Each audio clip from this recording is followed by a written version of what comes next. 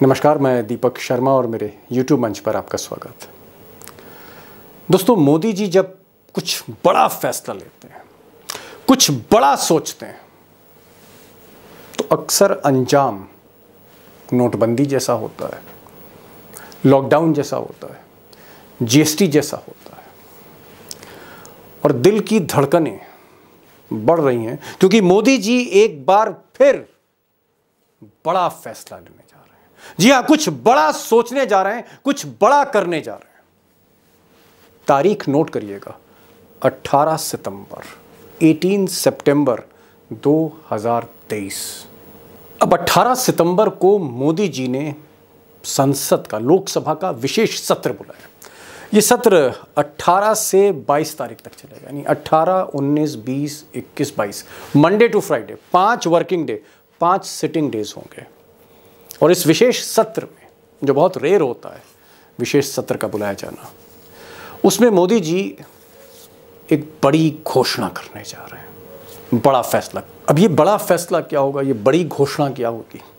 अब यूं तो बहुत से कयास लगाए जा रहे हैं सोशल मीडिया पे, लेकिन अगर गोदी मीडिया जो मोदी जी के बेहद करीब है, या मोदी जी की गोद में जो बैठी है मीडिया, उस पर भरोसा करें तो मोदी जी इस सत्र में एक बिल ला रहे हैं, विधेयक ला रहे हैं, कानून बनाने जा रहे हैं।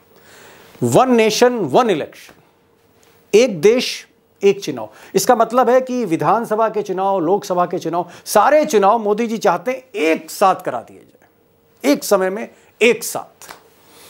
अब कई चैनल हैं जो मोदी जी के बहुत करीबी हैं। उन चैनल्स में जैसे टाइम्स नाउ है, इसने भी कहा है कि नहीं साहब, 1 नेशन 1 इलेक्शन पर होगा। आज तक ने भी कहा है कि एक देश एक चुनाव, इसकी घोषणा मोदी जी कर सकते हैं, बिल ला सकते हैं। और सबसे बड़ी चीज कि मोदी जी ने समय समय पर एक एजेंडा के तहत 1 नेशन 1 इलेक्शन, एक देश एक चुनाव की बात खुद कही है, करते रहे वो बात। 1 नेशन 1 इलेक्शन सिर्फ एक चर्चा का विषय नहीं है, बल्कि ये भारत की जरूरत है। अब दोस्तों, खबर ये नहीं है कि मोदी जी एक बिल लेके आ रहे हैं, 1 नेशन 1 इलेक्शन, एक देश एक चुनाव, सारे चुनाव एक साथ होने चाहिए। खबर तो हमेशा मोदी जी की पर्दे के पीछे रहती है, और वो पर्दा जिस पर पर्दा डाल देती है गोदी मीडिया, उनकी जो गोदी मीडिया है, सच बाहर आता ही नहीं कि आखिर मोदी जी 9.5 साल के बाद उन्हें यह याद क्यों आया। 9 साल पहले, 8 साल पहले, 7 साल पहले, 6 साल पहले, 4 साल पहले मोदी जी को याद क्यों नहीं आया? चुनाव तो हो रहे थे, 2019 से पहले भी सोच सकते थे। अब क्यों सोच रहे हैं? अभी क्यों सोच रहे हैं? और अगर ये बिल लाना था तो पहले क्यों नहीं लाए? पर्दे के पीछे की कहानी क्या? और पर्दे के पीछे का एक सच ये है कि मोदी जी, मैंने पहले भी कहा, आजकल बहुत टेंशन में रहते हैं, बेचैन रहते हैं। कुछ लोग कहते हैं देर से सोते हैं। जो पीएमओ के करीबी सूत्र हैं, उनका ये कहना है कि देर से आजकल मोदी जी सोते हैं, कभी कभी चिड़चिड़े हो जाते हैं छोटी छोटी बातों पे। ये बेचैनी की वजह क्या है? ये बेचैनी कब से है मोदी जी को? कुछ लोगों का ये कहना है, जानकारों का, कि ये बेचैनी तब से बढ़ने लगी है जब से ये इंडिया बन गया है। इंडिया बोले तो 63% वोट शेयर। जी हाँ, अगर सारा विपक्ष एक हो जाए, समूचा विपक्ष एक हो जाए, तो वोट 63% होते हैं, और मोदी जी के पास वोट हैं 37%। ये 2019 का आंकड़ा बताता है। तो विपक्ष जब से एक होने लगा है, जब से ममता बनर्जी, केजरीवाल, नीतीश कुमार, उद्धव ठाकरे, शरद पवार, हेमंत सोरेन, राहुल गांधी, खड़गे, ये सब एक होने लगे, एक छत के नीचे आने लगे। आज भी बैठक चल रही, कल भी बैठक चलेगी। यही बेचैनी बढ़ा रही कि विपक्ष एक क्यों हो रहा है। और सबसे बड़ी खबर कि मोदी जी को जो फीडबैक मिल रहा है, जो दिसंबर में 5 चुनाव होने जा रहे हैं, 5 राज्यों में चुनाव होने जा रहे हैं विधानसभा के, तेलंगाना, छत्तीसगढ़, मिजोरम, राजस्थान, मध्य प्रदेश, ये जो चुनाव होने जा रहे हैं, जिसमें छत्तीसगढ़, मध्य प्रदेश और राजस्थान बहुत इंपॉर्टेंट है। फीडबैक सर्वे ये बता रहे हैं कि मोदी जी 3 जगह तो चुनाव हार रहे हैं, मिजोरम, छत्तीसगढ़ और तेलंगाना। और डर यह है कि कहीं मध्य प्रदेश और राजस्थान भी हाथ से ना निकल जाए, क्योंकि पोजीशन वहां भी टाइट है। तो डर यह है कि अगर ये 5 राज्य के चुनाव हार गए और उसके 3 महीने बाद लोकसभा के चुनाव में गए, तो हो सकता है पार्टी में बगावत ना हो जाए। ऐसा ना हो कि लगातार चुनाव हारते हुए मोदी जी, हिमाचल का चुनाव, कर्नाटक का चुनाव, दिल्ली एमसीडी का चुनाव, कई बाई इलेक्शन और फिर ये 5 राज्यों के चुनाव, अगर लगातार 8 राज्यों में हार मिली तो जीत 2024 की हार में ना बदल जाए, ये उनको डर सता रहा। और जानकार कह रहे हैं कि बेहतर होगा कि सारे चुनाव एक साथ करा दिए जाएं, ये 5 राज्यों के चुनाव और फिर लोकसभा का चुनाव, और उसमें 2-3 चुनाव और हो जाएं, जैसे महाराष्ट्र की असेंबली है उसको मोदी जी भंग करा दें, हरियाणा में उनकी सरकार है वो भंग करा दें, नवीन पटनायक से वो बात कर ही चुके हैं, तो 10-12 विधानसभा और 7 में लोकसभा, और इसको नाम दिया जाए वन नेशन वन इलेक्शन। एक नया नारा, लेकिन नारे के पीछे का सच ये है कि मोदी जी को इंडिया से डर लग रहा है, प्रेशर है, दबाव है हार का। अब दोस्तों अभी तक पोजीशन क्लियर नहीं, क्योंकि सरकार ने ये तो कहा है कि 18 से 22 सितंबर तक सत्र होगा, विशेष सत्र होगा, लेकिन सरकार के किसी बड़े नेता ने ऑन रिकॉर्ड ये नहीं कहा कि ये बिल आ रहा है, ये नहीं कहा है, और इसलिए कयास लगाए जा रहे हैं, हो सकता है वन नेशन वन इलेक्शन की जगह कोई और बिल आए या कुछ 2-4 बिल और आ सकते हैं, वो कोई भी बिल हो सकते हैं जो कहीं ना कहीं मोदी को चुनाव में फायदा दें। लेकिन एक बात जिसकी आशंका है, एक बात जिस पर संदेह होता है, वो ये है कि मोदी जी इस विशेष सत्र के बाद चुनाव का ऐलान कर सकते हैं, यानी चुनाव जो गर्मियों में होने हैं वो सर्दियों में हो सकते हैं लोकसभा के, और ये मध्य प्रदेश, छत्तीसगढ़, राजस्थान के साथ हो सकते हैं। वो एक सरप्राइज देना चाहते हैं इंडिया को, जी हाँ, टीम इंडिया को मोदी जी एक सरप्राइज देना चाहते हैं। राहुल गांधी को, खड़गे को, ममता बनर्जी को, केजरीवाल को, नीतीश कुमार को, तेजस्वी को, उद्धव ठाकरे को, शरद पवार को, स्टालिन को एक सरप्राइज देना चाहते हैं। गुगली फेंकना चाहते हैं मोदी जी, जैसा कि बीजेपी के कार्यकर्ता, कुछ प्रवक्ता कह रहे हैं ये गुगली है, और खड़गे साहब का कहना है कि मोदी जी गुगली फेंकने की जगह कहीं वाइट बॉल ना फेंक दें। अब दोस्तों मोदी जी एक देश एक चुनाव, वन नेशन वन इलेक्शन, इसका बिल ला रहे हैं। मुझे लगता है कि इसमें बहस करने की, इसको डाइसेक्ट करने की गुंजाइश कम है, क्योंकि ये फैसला 100% मोदी जी को लेना है, उनका प्रेरोगेटिव है, और इस पर बहस की गुंजाइश मुझे लगता है बनती नहीं। बहस या जो सवाल या जो क्वेश्चन है, बिग क्वेश्चन, कि मोदी जी ये विशेष सत्र क्यों बुला रहे हैं। G20 समिट खत्म होने के बाद, जैसा कि मैंने पहले भी कहा था कि मोदी जी समिट खत्म होने के बाद कुछ तूफानी फैसले लेंगे। ये फैसला जो तूफानी लेने जा रहे हैं, क्यों लेने जा रहे हैं, क्यों चाहते हैं मोदी जी अर्ली इलेक्शन? क्या वाकई उनको डर लग रहा है, घबराहट हो रही है इंडिया से, समूचे विपक्ष से? क्या है इसका कारण? और आपको जानना क्यों ज़रूरी है? क्योंकि 2024 के चुनाव पर इसका बहुत ज़बरदस्त इम्पैक्ट पड़ने वाला है। मोदी तीसरी बार शपथ लेंगे या नहीं लेंगे, इस पर इम्पैक्ट पड़ेगा। ये जो विशेष सत्र है, एक तस्वीर साफ होगी कि मोदी के दिल में क्या, अगर दिल है तो उस दिल में क्या है, मन में क्या है, क्या करना चाहते हैं। और मुझे लगता है कि इसको डाइसेक्ट करने के लिए, इसको समझने के लिए 2 एक्सपर्ट्स हैं। जावेद अंसारी साहब हैं, 40-45 साल का एक्सपीरियंस है, पॉलिटिकल रिपोर्टिंग उन्होंने करी है दिल्ली में, और अशोक वानखड़े टाइगर होंगे। तो हम बिल की जगह हम दिल की बात करेंगे। मोदी जी के दिल में क्या है, बिल जब आएगा देखा जाएगा। दिल में क्या, उनके मन में क्या, उनके जहन में क्या है, उनका एजेंडा क्या है यहाँ मोदी जी का, इस पर बात करते हैं। चलते हैं सीधे टाइगर के पास और जावेद अंसारी साहब के पास।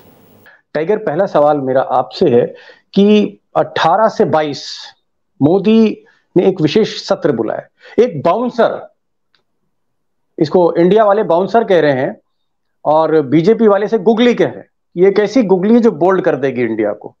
कुछ लोग ये कह रहे हैं कि मोदी जी का ये जो विशेष सत्र है नई इमारत में होगा, संसद की नई इमारत में होगा, जिसका पूजा और मुहूर्त हमने देखा था, लेकिन विशेष सत्र जो है उसके पीछे मंशा यही है कि पहली बार मौका मिलेगा मोदी जी को उस नए भवन में बैठने का, और उसके बाद शायद चुनाव की घोषणा हो जाएगी। क्या मोदी प्रेशर में है? क्या मोदी दबाव में है? क्या इंडिया से डरे हुए हैं, इंडिया के वोट शेयर के आंकड़ों से डरे हुए, और वो चाहते हैं कि अब ज्यादा देर नहीं, पहले चुनाव करा लो, क्योंकि पहले वही चुनाव कराता है जो ओवर कॉन्फिडेंट होता है अपनी जीत का, या कहीं ना कहीं उसे हार का डर होता है? टाइगर, क्या है माजरा? देखिए दीपक भाई, पिछले भी लगातार हम इस बात को डिस्कस कर रहे हैं और हम कह रहे हैं कि शायद चुनाव जल्दी हो जाएंगे, क्योंकि 5 राज्यों के चुनाव में यदि बीजेपी हारती है तो लगातार 8 हार, हिमाचल, दिल्ली, कर्नाटक और ये 5 राज्य, ऐसे 8 हारों का ठिकरा और किसके सर पे? मोदी जी के सर पे फूटेगा, क्योंकि मोदी जी का ही चेहरा सामने था। वर्तमान अभी भी बोल रहे हैं कि तीनों राज्यों में, छत्तीसगढ़, मध्य प्रदेश, राजस्थान में चेहरा मोदी जी का होगा।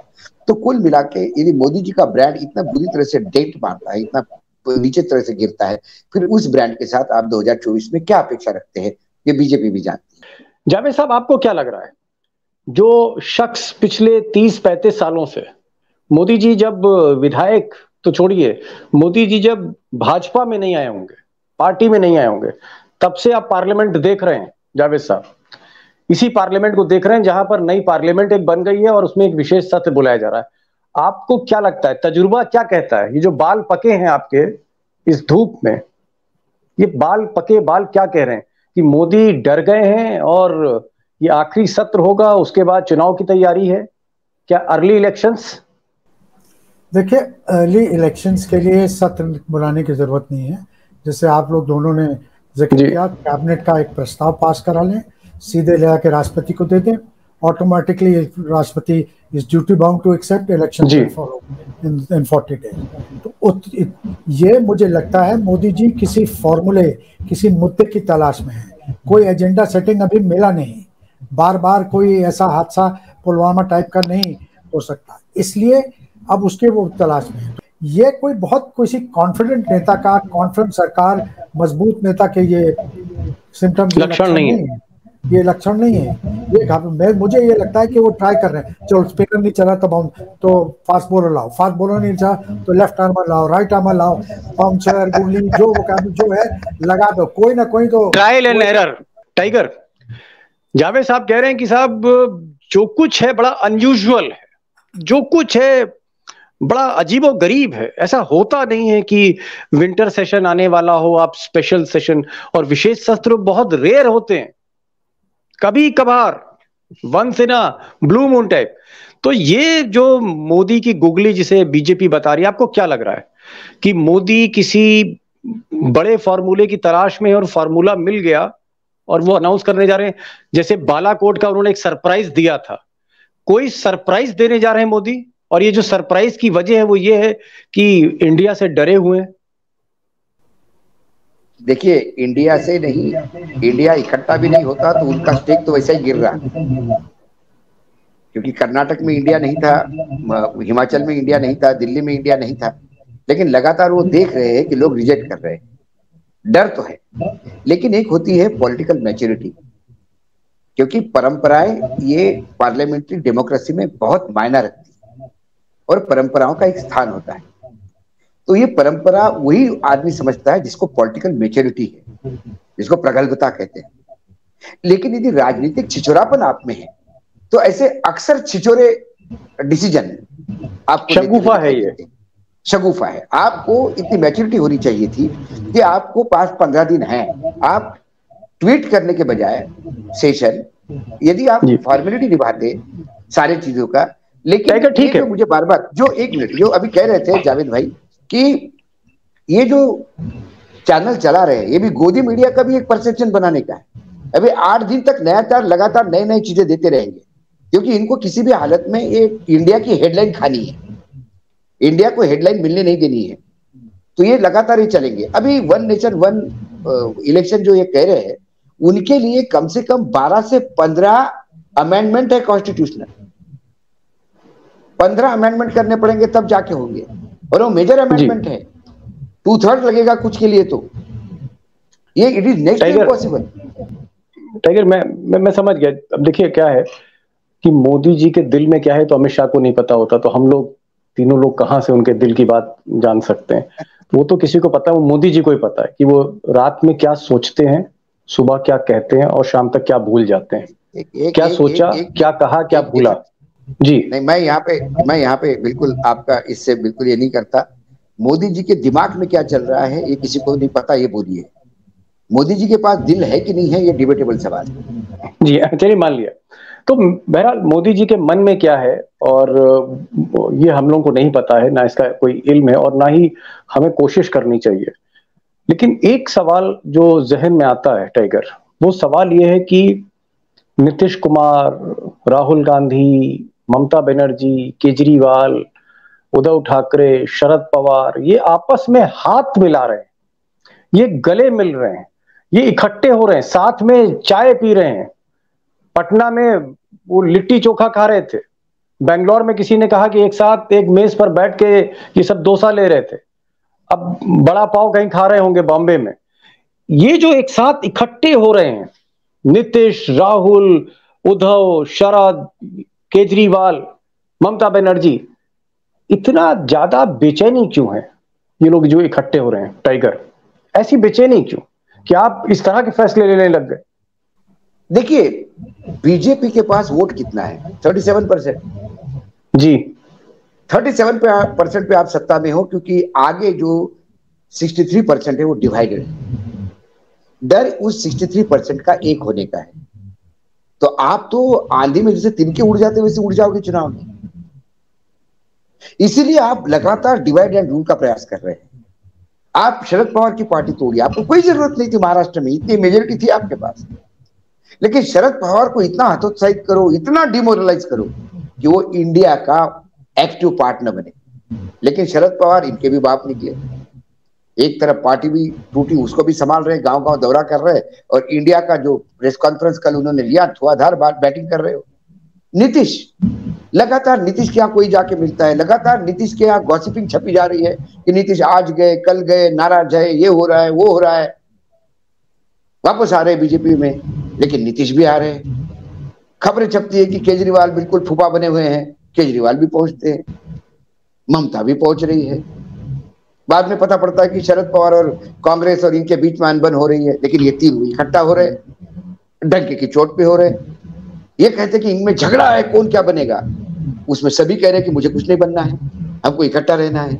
नीतीश भी कह रहा है कि मुझे कोई पद नहीं चाहिए, खड़गे कह रहे मुझे कोई पद नहीं चाहिए। तो ये अब नया शगुफा कि इनके पास प्राइम मिनिस्टर का कैंडिडेट कहाँ है। तो भाई चुनाव लड़ने के लिए सेनापति ही चाहिए, तो आपके पास राजस्थान, मध्य प्रदेश और छत्तीसगढ़ में सेनापति कहाँ है? चलो बताइए, आप 3 नाम बता दीजिए। वहां क्यों आप राजा के नाम से चुनाव लड़ना चाहते हैं? क्यों आपका सेनापति ही राजा बनता है, राजा ही सेनापति बनता है? जी, जवाब नहीं इनके पास। फिर ये कहते कि अरे ये तो करप्ट लोग हैं। अरे कौन करप्ट है भाई? परिवारवाद, करप्शन, ये जो शगुफे, ये लोग अब हंसते हैं। बीजेपी को नैतिक अधिकार नहीं शब्दों का उच्चारण करने का। वो भ्रष्टाचार के खिलाफ लड़ते हैं, भ्रष्टाचारियों को गले लगाते हैं। आज शरद पवार ने स्टेटमेंट दिया कल। मैं आह्वान करता हूं प्रधानमंत्री जी को, जिस 17,000 करोड़ गबन की बात कर रहे थे वो, उनकी तुरंत इंक्वायरी करें ईडी से और इनकम टैक्स और सीबीआई से। मैं आह्वान कर रहा हूं आपको। महाराष्ट्र में बहुत 17,000 करोड़ का, मतलब आपका कहना है कि ये लोग जो इकट्ठे हो रहे हैं, ऐसा लग रहा है जैसे सारे के सारे मोदी जी की छाती पे चढ़ते चले जा रहे हैं। रातों की नींद हराम हो गई है, नींद नहीं आती है रात को। किसको? मोदी जी को, अमित शाह जी को। अब भाई साहब, सवाल सत्ता का है। 10 साल आपने राज किया, आपको 5 साल और आना है। टाइगर मैं आ रहा हूँ, टाइगर आ रहा हूँ। एक 2020 फॉर्मेट में एक सवाल जरा जावेद साहब से पूछ लें। मुझे उम्मीद है कि जावेद मियादाद की तरह छक्का मारेंगे इस पे। ये बताइए जावेद साहब कि अगर ये अपोजिशन एक हो गया, ये सारा विपक्ष एक हो गया, सबने गले मिला लिए, इसमें से कोई बिछड़ा नहीं, कोई बिखरा नहीं, कोई टूटा नहीं, नीतीश हो, केजरीवाल हो, ममता हो, उद्धव हो, आपके शरद पवार हो, राहुल गांधी, खड़गे, ये सब इंटैक्ट, अखिलेश यादव, आप इसमें तेजस्वी, हेमंत सोरेन, ये सब इकट्ठे हो जाएं, जो हो रहे हैं पिछली 3 मीटिंग से, तो क्या वाकई मोदी का जीतना मुश्किल है? अगर पूरा अपोजिशन एक हो गया, 1 to 1 फाइट हो गई बीजेपी के साथ, तो आपकी गणित क्या कहती है? आपका 40 साल का पार्लियामेंट्री पॉलिटिक्स का एक्सपीरियंस क्या कहता है? सारा वोट शेयर अगर एक तरफ आ गया, तो क्या वाकई द बैटल इज टफ, बहुत मुश्किल है फिर मोदी के लिए? क्या प्योरली अरिथमेटिक टर्म्स में देखें, आप अगर गणित में देखें तो वोट परसेंटेज और इसमें फिर तो जमीन आसमान का फर्क हो जाएगा। लेकिन पॉलिटिक्स में हमेशा अमूमन ऐसा होता नहीं है। इसके बावजूद भी ये जो 200 रुपया से गैस के सिलेंडर का दाम कम हो गया सडनली, और श्रेय इनको चाहिए। भाई बढ़ाया किसने था? बढ़ाया भी आपने था, आपने कम कर दिया। अभी तो ये दूसरी तीसरी मीटिंग में ये हो गया। अगर जब चौथी और पांचवी मीटिंग होगी तो उसमें क्या होगा? हो सकता है अपना लोग नाम ही बदल दें। क्या करेंगे अगर ये सब इकट्ठा हो गया? और 500 550 सीटों में तालमेल होने की जरूरत नहीं है। अगर 450 450 सीट में भी 1 to 1 हो गया तो कहानी खत्म है। कहानी खत्म है, फिर कहानी खत्म है। फिर ये जो लोग रोज जिन्होंने अपना करियर बना लिया है, इनमें ऐसे गुण ढूंढते हैं जो मोदी जी को खुद पता नहीं उनमें ऐसी खूबियां हैं, इतनी वो है। उनका क्या होगा? मुझे तो वो उनके लिए बड़ी परेशानी। एक चीज में छोटी सी बात कहूँ, आप कह रहे हैं ये लोग साथ रहेंगे, ये तो साथ ही है। अभी आप देखिएगा, जरा नजर दौड़ाइए, चंद्रबाबू क्या करेंगे? वहाँ इंडिकेशन है कि YSR के बेटे के साथ ये लोग जाएंगे आंध्रा में, तो चंद्रबाबू क्या करेंगे? फिर चंद्रबाबू परसों दिल्ली में थे, दिन भर दिल्ली में थे। वो उन्होंने कवायद लोगों से मिले हैं, लोगों से उन्होंने बात की है। और चंद्रबाबू नायडू बहुत बड़े मौसम वैज्ञानिक हैं। और जो खबरें आ रही हैं आंध्र प्रदेश और जो तेलंगाना से, वहाँ कांग्रेस पार्टी की 2014 और 2019 के बनस्बत अब कहीं ज्यादा बेहतर सिचुएशन है। तो फिर क्या होगा? फिर ये जो गणित है ना, ये सारा बदल सकता है। जावेद भाई, एक लास्ट क्वेश्चन, क्योंकि समय भी हो रहा है, फिर टाइगर के पास आऊंगा। आप तो उत्तर प्रदेश को रग रग से, आप उत्तर प्रदेश की वाकिफ है, उत्तर प्रदेश के रहने वाले हैं, और आप तब से सियासत की रिपोर्टिंग कर रहे हैं जब मायावती ने डेब्यू नहीं किया था, मायावती ने राजनीति में पांव नहीं बढ़ाया था, तब से मायावती को जानते हैं, समझते हैं। मैं एक चीज पूछ रहा हूं, भले मायावती अभी कह रहे हैं कि भाई हम कहीं नहीं जाएंगे, हम ना एनडीए में जाएंगे, ना मेरा हाथी जो है वो इंडिया में जाएगा, मेरा हाथी सीधे चलेगा, दाएं बाएं नहीं जाएगा। आपकी गट फीलिंग, अंदर से आपकी फीलिंग, आपका जो तजुर्बा है, क्या कहता है कि जब आचार संहिता लगने वाली होगी, सीबीआई ईडी का डर खत्म हो जाएगा और एक माहौल बनेगा इंडिया का, अगर बनता है, तो क्या मायावती हाथी से उतर के सोनिया गांधी के पास जाएंगी? क्या मायावती लास्ट मोमेंट क्या मायावती आखिरी वक्त पर शामिल हो सकती है इंडिया में, उत्तर प्रदेश में? बिल्कुल हो सकती हैं। 1999 में जब वाजपेयी जी की सरकार के खिलाफ अविश्वास का प्रस्ताव लाई थी कांग्रेस पार्टी, तो मायावती ने वोट के एक दिन पहले फ्लोर ऑफ द हाउस पे कहा था कि मैं सरकार के पक्ष में वोट करूंगी और गिरने से बचाऊंगी। और दूसरे दिन जब वोट पड़ा तो उनके एमपीओ ने खिलाफ वोट किया और एक मत से वाजपेयी जी की सरकार गिर गई। तो ये वो मायावती हैं। आप याद कीजिए, जब अगर दिसंबर तक में चुनाव की घोषणा हुई, तब तक मिश्रा जी ईडी के चीफ नहीं रहेंगे, इनका कार्यकाल समाप्त हो चुका होगा, आचार संहिता लग चुकी होगी। उस वक्त पिछली बार भी जो इन्होंने किया था वो भी आखिरी वक्त पे किया था फॉर्मूला। फिर वो क्या करेंगी, चंद्रबाबू क्या करेंगे, ये और जो 2-4 पार्टियां अभी पर तौले बैठी हैं कोने में, छोटी पार्टी से ही लेके बैठेंगे, वो क्या करेंगे वो देखने लायक। और ये मैं आज से नहीं, आप अपना याददाश्त ताज़ा कीजिए, मैं पहले दिन से आपसे कह रहा हूँ आपके प्रोग्राम में कि चंद्रबाबू क्या करेंगे, खास तौर पे मायावती क्या कहेंगे, ये कोई दावे के साथ नहीं बता सकता। आज उनकी पोजीशन कुछ है, कल परसों कुछ और भी हो सकती है। जी टाइगर, लास्ट क्वेश्चन। आपने 2 दिन पहले शायद आपने कहा था कि दीपक बाबू, ये जब G20 का समिट खत्म होगा तो अगली तारीख है 9/11, 11 तारीख सितंबर महीना 9/11। तो आपने कहा था कि 9/11 के बाद मोदी जी वैसा ही कोई लंबा स्ट्रोक खेलेंगे, और मैंने देखा वाकई एक बहुत बड़ा तूफानी फैसला मोदी ने ले लिया है। क्या 22 सितंबर के बाद, आखिरी जो दिन होगा विशेष सत्र के बाद, आपको लगता है कि मोदी चुनाव की तरफ बढ़ जाएंगे? आपको लगता है कि मोदी उसके बाद फिर कुछ ऐसा फैसला लेंगे जिसमें दिसंबर में हम देखेंगे कि लोकसभा और विधानसभा एक हो रही है? आपको क्या लगता है?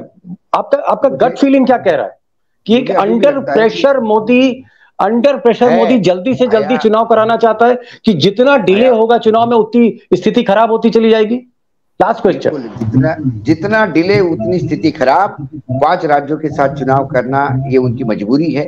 यदि उन्हें अपना फेस सेविंग करना है तो थोड़ी बहुत स्थिति सुधरेगी, मतलब ठीक रहेगी, क्योंकि सारे राजनीतिक दल जो है, इंडिया के जितने भी गठबंधन के दल है, वो लोकसभा में अपने अपने क्षेत्र में उलझ जाएंगे। तो ये 5 राज्यों में इधर उधर क्रॉस जो कनेक्शन होगा कि शरद पवार भी आ रहे मध्य प्रदेश में बोलने के लिए, और मायावती को वो अपनी अखिलेश भी मध्य प्रदेश में एक ललकार करके जा रहे हैं, यादवों को अपील करके जा रहे हैं कि इंडिया के साथ खड़े हो जाओ।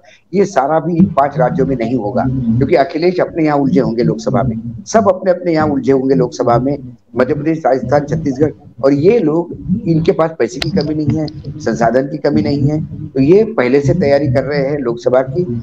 और मुझे लगता है कि अभी से तैयार हो रहा है कि भाई 2-3 बार जीते उनको नहीं देंगे, बहुत सारा सिग्नेचर भी हो गया है।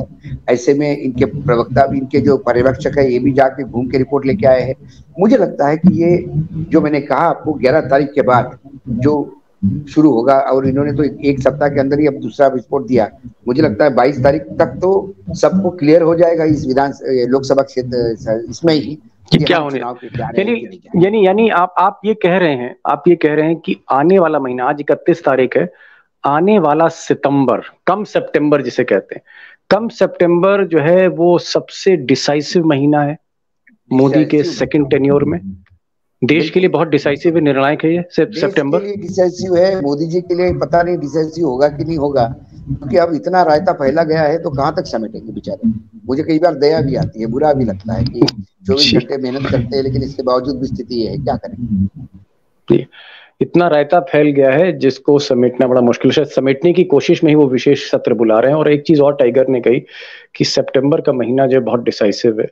जावेद अंसारी साहब का मानना है कि मोदी जो है प्रेशर में है, इंडिया के प्रेशर में है, और इंडिया को, उनको लगता है कि जो जावेद साहब कह रहे हैं कि मायावती, चंद्रबाबू नायडू और भी कई नेता आ सकते हैं, और खासकर जो मौसम विज्ञानी, जो मौसम का मिजाज समझते हैं राजनीति का, इस तरह के लोग भी घोड़ी चढ़ने जा रहे हैं इंडिया की। तो कुल मिलाकर मुझे लगता है कि सितंबर का हमें इंतजार करना चाहिए, और 18 से 22 तारीख का ये जो सत्र है, ये सत्र बहुत कुछ परिभाषित करेगा देश की राजनीति का, 2024 के चुनाव का। जावेद साहब, आपने समय निकाला और सलाम है आपको, आप समय निकाल लेते हैं। और टाइगर, आप आते हैं दिन भर की इस मसरूफियत के बावजूद, इतनी मेहनत के बावजूद आप समय देते हैं हमारे दोस्तों के लिए। मतलब इतना एहसान है कि मुझे लगता है तमाम जिंदगी मैं चुका नहीं सकता हूँ उसको। बहुत बहुत शुक्रिया। ये लड़ाई है दीपक भाई, ऐसा नहीं। Thank you so much. Thank you so much sir.